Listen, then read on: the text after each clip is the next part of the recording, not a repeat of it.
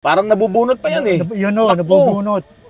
Napakamahal naman na kalahating milyon ng pagkakabili nyo nito. Opo, nasa Bundiao ako nung isang araw. Traffic ko, hindi ko humagir. Hindi may kambyo. Hindi ko makakambyo. Ayan, ako mga kapatid, mayroon akong customer dito, galing pa po ng Canada. Pero ito pong FPJ na OTJ na to, ay hindi po galing ng Canada, ito po ay galing ng Batangas. Ngayon, may problema po itong OTJ na to, owner type Jeep. Aayusin po natin. Ipapakita ko po sa inyo kung ano yung mga problema nito. Pero, tignan nyo naman, ang hirap oh. Kasi yung flooring niya, hindi nilubog. No? Yung mga original na OTJ, yung flooring na to, nakalubog yan. Para naman hindi ka mahihirapang mag-drive. O, kasi yan oh, yung tuhod mo nandito na. Medyo stressful i-drive to, lalo na kung nasa traffic ka. Eh, yung may-ari pa naman ito, ang tangkad na lalaki. Nako.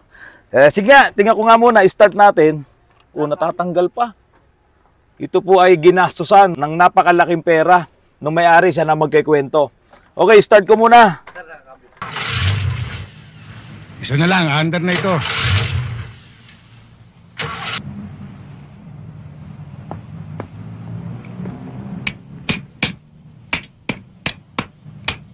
O, sige tay, start nyo na.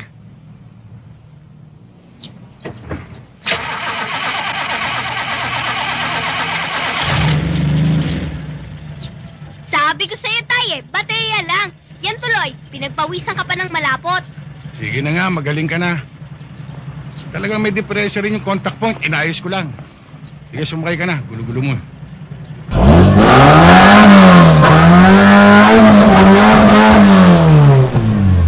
Narinig niyo ba yun? Bawal to sa subdivision namin. Okay. Tayo. Na, maingay. Ano bang makinang nilagay dito? Bakit napakaingay? Ayan, hindi na ako makalabas. Hindi naman ito yung makina ni FPJ. Makina ni FPJ noon, mga 4K lang yon ng Toyota sa yung Saturn ng Mitsubishi. Pero ito, napakaingay na makina. Ano kaya ang makinang nilagay dito? Isa-isahin natin yung mga gagawin natin dito, yung rekomendasyon natin dun sa may-ari. Pero bago ko isa-isahin yan, tawagin na natin yung may-ari. Sir, halika rito. Yes, sir. Opo, ano nga po pangalan nyo, sir? Dario. Si Sir Dario Cruz. Hello. Ayan. Ano pong probinsya nyo, Sir Dario? Taga Navotas po ako. Taga Navotas. Pwede nyo po bang sampulan, sir? Tingnan ko. Sige nga. Sige nga, sampulan nyo nga, sir. Pakita natin. Ang laking tao ni sir, ha? Ganyan pasok dyan, oh. Si Sir Dario po ay galing ng Canada. Ngayon, sa March 11 po ba? March 11 po. Sa March 11, babalik na siya ng Canada. Ngayon, bago siya umalis, gusto niya ipaayos lahat yung problema nito. Yan po. So, ayan, paano po yan, Sir Dario? Halimbawa, sige, nagkambyo ka, napaka mo yung clutch. Napupunta ko yung paa ko roon. Ngayon, paano kung halimbawa nasa traffic, naka-rest ka, paano ang forma ng paa mo? Di ho, nakaganyan lang kayo. Nakaganyan lang ako. Anong feeling nyo? Relax ba? Hindi ho, stressful. Stressful, no? Stressful. Oo, pero magkano nga po nagastos nyo rito, Sir Dario? Mga kalahating milyon po.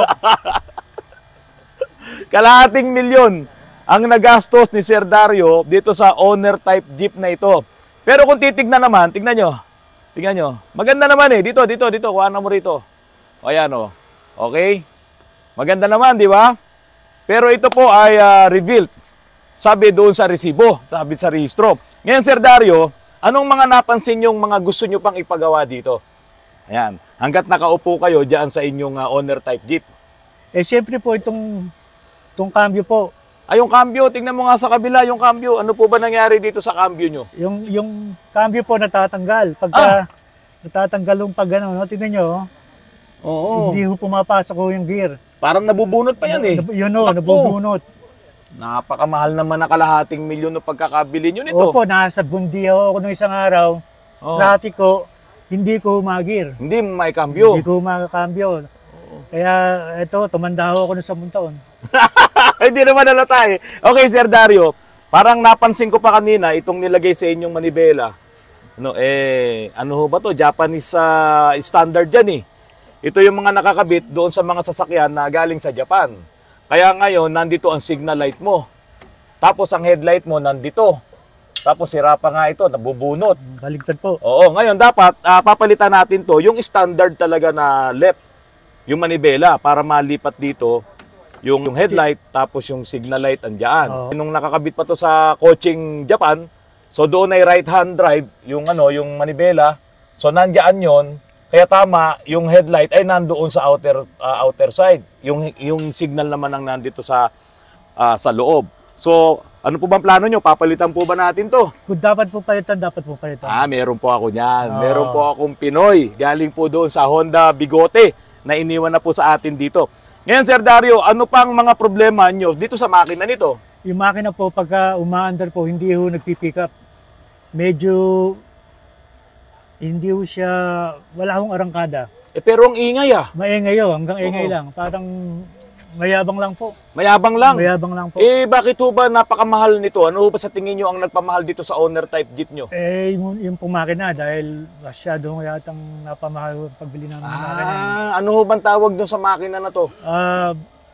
4AGE Blacktop Twin Cam. 4AGE Blacktop Twin Cam. Hindi, wala po akong alam dyan sa ganyan. Pwede ho ba naming makita yung makina nito? Pwede ho. Talaga po. Opo. Pero Sir Dario, pag bumababa kayo dito, anong pakiramdam nyo? Hindi nyo ba nararamdaman yung espiritu ni FPJ?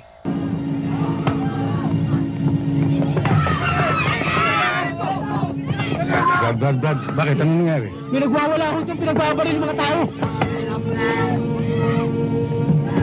Hindi ho masyado dahil Hindi ang sakit masyado? ho ng katawan ko.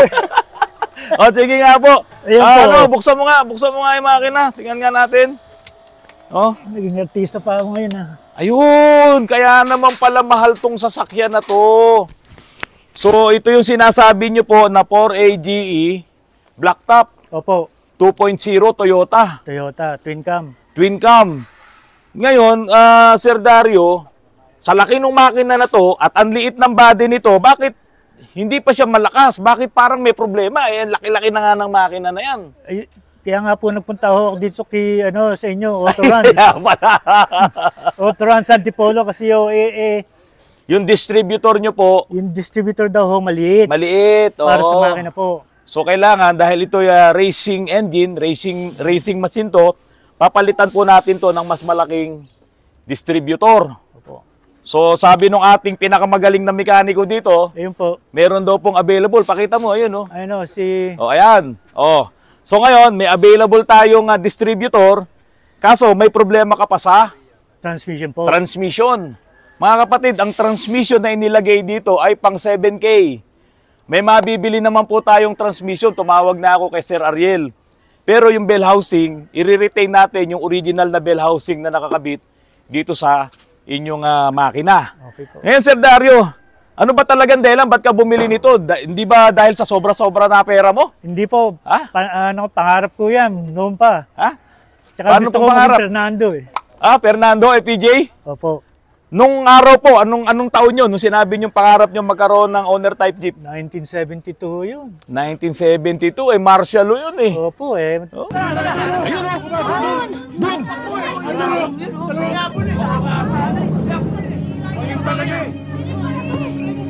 Jeep, may tarantado doon, may hawak na Armalite. Doon pumunta. Oo, kayo pa nagpapaputok doon eh. Kwentuhan pa tayo ni Sir Dario kung ano pa yung mga ginawa niya, pinagawa niya nung makuha niya na itong kanyang owner type jeep diyan sa Batangas. Ano pa yung mga pinagawa niyo, Sir Dario? Ito po, pinalagyan ko ho ng header. So, Headers. O, ayan. po. Oo. Okay. Tsaka po, pinalagyan ko po ng, sabi nila, trumpeta daw ang tawag dyan eh. Trumpeta. Hindi ko alam kung ano ho yung Oh, pero trumpeta. paano nyo naman nalaman? Sila rin ang nag-advise na maglagay nito. Hindi ho, ako, dahil gusto ko magpapogi. Magpapogi talaga. Tapos po, yung power steering nyo, may tagas, oh. Meron po ba? Ayan, oh, malakas po yung tagas ng inyong power steering. Pero ito ba, na-drive nyo na ng maayos sa highway? Mabilis ba yung takbo nyo? Wala akong pick up. Galing ng Batangas, Galing ho ako ng Pulilan, Bulacan, Pulilan. hanggang Maynila po. Opo, di ba sa Batangas po ito ginawa? Opo. Sila po nagatid. Sila naghatid. Sila ho nagatid sa akin. So, itong makina na to, ang pasok ng hangin dito, malakas talaga. Individual yung intake nito. Ang pwedeng mangyari dito, dahil ito ay walang air cleaner, mabilis dudumi ang langis nyo, mabilis dudumi ang engine nyo.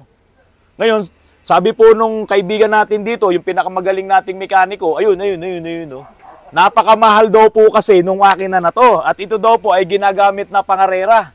May Sabi plano ho ba kayong mga rera? Hindi naman po. Gusto ko lang pong maging pogi.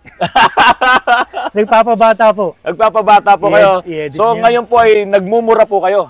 Tama po ba yun? Hindi naman po. Nagmumurang kamatis. Biro lang, biro lang. So ayan mga kapatid, meron pa po kaming nakita. Ano ba yung nakita mo dito na problema? Pag sagad yung Oo. manibela niya ng liko, Oo. sabit po sa shock. Ito nga, may Ayun, tama yun, na yun. yung Pakita shock, mo. Oo. So sumasayad. eh. Pag sinagad mo tong manibela. Oo. So kumusta po yung ride nito? Rough po. Pero So, ano mo? Cambio mo. Oo. expected naman po sa jeep. Hmm. Rough rides po talaga. Na matagtag po talaga. Matagtago talaga. Oo, ayun, nakasayad na, oh. Oo. Ayan. Kaya alam niyo po, Sir Dario, yung mga owner type jeep nung araw, yung mga wheelies, ang mga molye nila maliliit lang eh. Di ba? Tignan nyo kasi ito, napakalapad nito eh. Yung molye yata ang ginamit dito, yung pang Pinoy. Alam niyo ba yung pang Pinoy nung araw? So malalapad siya, kaya ito matagtag. Pero siyempre, sa laki ng makina, pero magaan naman ang body nito, dapat siguro ang molding nilagay dito ay yung mga pang-isuso lang. Kasi ito yung nilagay na molye dito, napakalapad oh. Kung pang crosswind ang nilagay na molye dito, baka maganda ang ride nito. Medyo malambot yan. Ito kasing molye na to, matigas talaga yan. Ngayon, hindi nyo naman sasakyan ng, siguro baka kayo lang ang sakay nito at saka po ang misis nyo. Opo. Opo, medyo matigas talaga yung molye na inilagay po sa inyo. Ngayon, isara natin, sara mo nga, RJ. Ayan, ito po yung halaga na ilang milyon po, ay ilang daan libo po. Kalahati po. Kalahating million po. Bakit po tumaas ng ganung kataas? Siguro yung mga nagtitinda naman yan diyan sa Cavite, pati diyan sa Batangas, pati sa Bulacan, hindi naman siguro ganun talaga ang presyo nito. Bakit po kaya tumaas ng ganung kalaki? Yun po hindi ko alam. Wala ho akong idea kasi po nanonood lang po ako ng YouTube sa mga information na nakukuha ko po sa mga ganyan. So, para ho ba sa inyo, sa tingin nyo, okay na yon yung kalahating milyon? Hindi po eh. Marami ho nagsasabi na Mahal. mahal. Oh, pero sabi naman nung mekaniko natin dito, bawi na lang daw po doon sa makina. Kaya lang, ayaw namang umandar ng maayos. So, yun ngayon, yung gagawin natin. Kailangan natin. Okay. Talagang pangarap ko to. Bata pa lang. O hindi na uso. Hindi na uso. Hindi na uso. Gusto ko, Gusto mong balikan yung alaala. alaala. Kasi kahit naman ako, nung araw, gustong-gusto kong magkaroon ng owner type jeep. Dahil itong jeep na to, pinasikat ito ni FPJ. DJ po. Kaya po karamihan, nung mga naka-owner type jeep noon, kapag naglakad, ay ganyan. Paano mo maglakad, sir? Ha? Ayan, ganyan. Tapos, kainit-init ng panahon, naka-jacket. Tapos, yun nga lang, pag nakita mo may nakabukol dito, pulis na yun. Pulis yun. Oh, kaya noon, halos lahat gustong bumili ng owner type jeep na FPJ type. Kasi nga po, pakiramdam nila, pulis sila. Diba? Saka magandang tignan yung mangyayari noong araw. Noong araw. Pero kailangan po natin, i-maintain ho kasi mahirap po, may mga kotse po, assembly. Pero ito, pinok po ng tao. Oo. Wala akong pumupukpok ng sasakyan sa ibang bansa. Diba, kailangan Ito handcrafted eh. Ito. Oo. Pag alis mo dito sa Pilipinas, nasa Canada ka, ang puso mo, maiiwan yung iba dito. Ha? Hindi ko na Maalala mo to. Hindi ko na naalala sa misis sa katabi ko. Nakakita ko na lang ko ito eh. Ay, edit mo yun. Ay, mga kapatid, biro lang naman yun eh. Hindi, mga kapatid, inilagay ko po sa vlog to. Sabi nga ni Sir Dario nung tumawag sa akin, pwede ko bandalin dyan yung owner ko. Sabi niya gano'n, stainless type jeep to. Sabi, hindi naman ako tatanggi dahil unang-una, kayo po ay subscriber ni Autorans.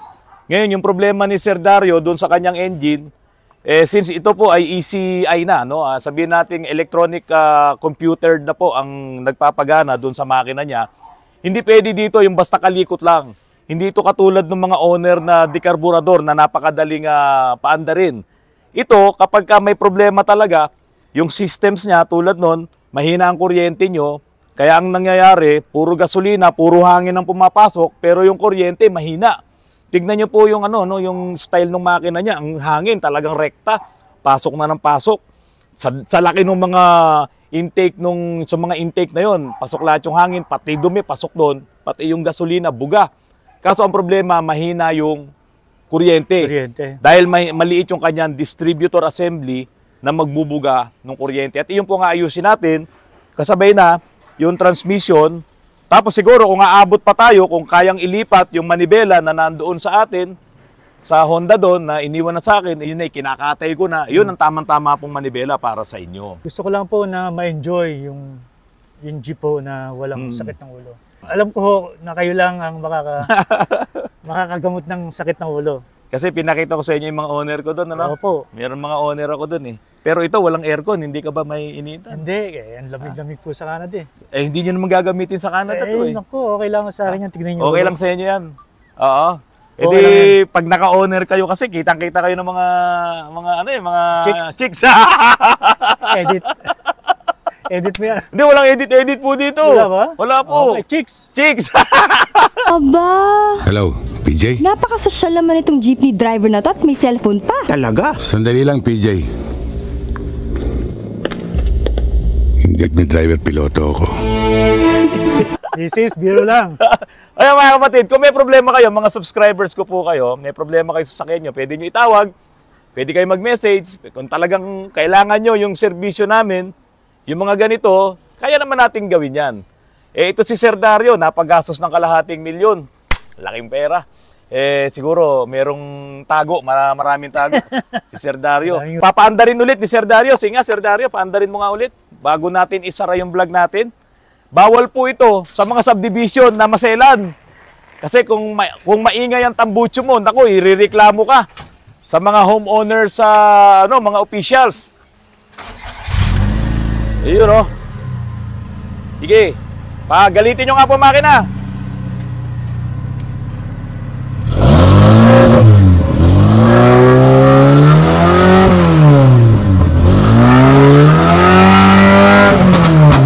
Ayun, nagba-backfire pa. Yun, yung backfire na yun. Larawan yun na may problema ang inyong makina. Pumuputok. Oh, dahil hindi niya nasusunog lahat. Yung gasolina, ayun, amoy na amoy yung gasolina. So, mahina ang kuryente nyo, hindi nasusunog lahat ng gasolina, kaya nagkakaroon kayo ng misfire, may mga naiiwan pa doon sa loob ng cylinder, at yun yung nagbabackfire, yun na naririnig yung putok. So yun, ayusin natin yan, Sir Dario. Thank you. Bago kayo umalis, ngayong March 11, hopefully by next week, mga March 6, tapos na tayo pag dumating na yung ating transmission. Ayos po. Ayan. Pakikambyo nyo po. Ito pa pala, walang handbrake. Doon sa gumawa nito, sa susunod, yung gagawin nyo, lagyan yung handbrake ha. Okay mga kapatid, natapos na ni Engineer Tolitz itong pagkakabit nitong intercooler. So ito na po yung mga pipings na nilagay namin na pumasok na rin dito sa intake manifold. At yun naman yung sa turbo. So okay na po ito. Kaya lang si RJ, nung inutusan ko nun na ayusin itong TPS, hindi niya binalik. Hello. Baka mawala ito, mahal-mahal nito, 11,000 to. Ibalik mo na, tapos ikakalibrate na natin. Mukhang ito na lang kulang, papaandarin na to, ilagay natin yung hood. O ayan si RJ, makakalimutin. Okay, so mga kapatid, salamat po sa patuloy na pagtangkilik nyo po sa Autorans. Umasa po kayo na gagawin namin ang lahat ng aming makakaya sa inyong mga sasakyan. Kahit iyan pa ay medyo sobrang hirap talagang gawin. At yung mga bagay na minsan hindi pa namin na-encounter, dumarating sa amin dito. Dahil nga po karamihan ng mga nagpapagawa po dito ay marami ng problema. Yung galing na po sa ibang shop at dinadala po sa amin. Pero lahat po yan ay gagawa namin ng paraan. Yung sipag at tiyaga sa pag-aaral namin ng mga problema, ng mga sira ng inyong sasakyan ay amin pong gagawin. Mga kapatid, magandang hapon po at maraming salamat po sa inyong lahat.